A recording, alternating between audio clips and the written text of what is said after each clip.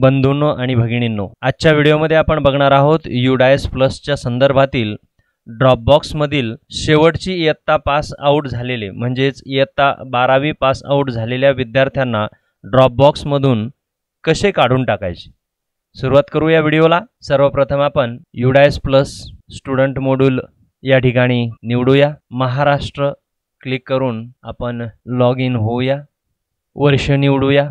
यानंतर डाव्या बाजूला असलेल्या टॅबमधून लिस्ट ऑफ ऑल स्टुडंट्स आणि त्यानंतर ड्रॉपबॉक्स स्टुडंट्स निवडूया। ड्रॉपबॉक्समधील एवढे सर्व विद्यार्थी या ठिकाणी तुम्हाला दिसत आहेत। या सर्व विद्यार्थ्यांना आपल्याला काढून टाकायचं आहे। इयत्ता 12वी पास झालेले काही विद्यार्थी या ठिकाणी दिसत आहेत। आपण एक एक करून सदर विद्यार्थ्यांना ड्रॉपबॉक्समधून काढून टाकूया। एक विद्यार्थी आपण या ठिकाणी निवडूया। Do you want to change the dropbox status याला क्लिक केल्यानंतर सब स्टेटस मधून पास आउट निवडल्यानंतर रिमार्क मध्ये क्लास 12 पास आउट यावर क्लिक करायचं आहे आणि अपडेट म्हणायचं आहे। कन्फर्म वर क्लिक केल्यानंतर सदर विद्यार्थी तुम्हाला ड्रॉपबॉक्समधून बाहेर पडलेला दिसेल। त्यानंतर नवीन विद्यार्थी आपण या ठिकाणी त्याच पद्धतीने घेऊया। पास आउट सिलेक्ट मध्ये क्लास 12 पास आउट आणि अपडेट कन्फर्म या ठिकाणी पुन्हा नवीन विद्यार्थी आपण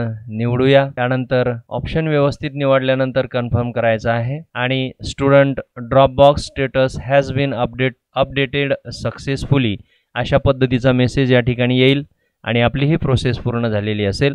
अशा पद्धतीने ड्रॉपबॉक्समधील इयत्ता 12वी पास आउट झालेल्या सर्व विद्यार्थ्यांना किंवा ज्यांची शाळा इयत्ता 10वी पर्यंत आहे अशा शेवटच्या इयत्तेतील विद्यार्थ्यांना जर आपण ड्रॉपबॉक्समध्ये टाकलेलं असेल तर त्या ठिकाणावरून ते निघून जातील।